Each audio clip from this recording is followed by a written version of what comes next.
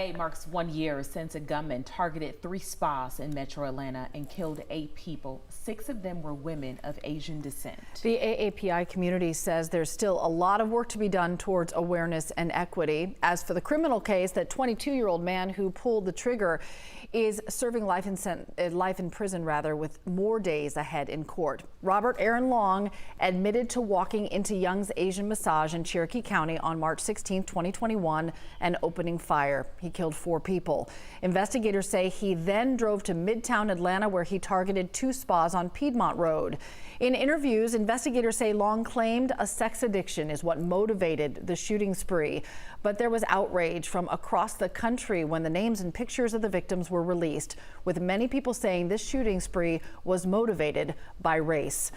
Today, a coalition is going to gather in front of the state capitol to recognize this 1-year mark from the shootings. Organizers say they want to raise awareness about hatred and violence against the Asian American and Pacific Islander community.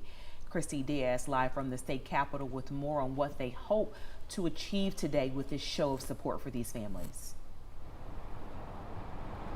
Good morning. They say today is about speaking truth to power and making calls for action and institutional change.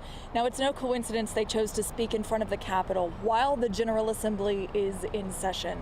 They'll start with a processional, and then they'll have a moment of silence to honor the victims, and then several leaders will speak. Organizers say Stacey Abrams, Mayor Andre Dickens, and Congresswoman Carolyn Bourdeaux all plan to speak, as well as the Asian American elected officials in the General Assembly. We're also told 2 family members will be in attendance.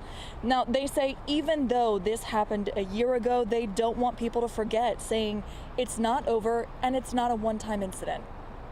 Personally, I'm a Korean American woman over the age of 50.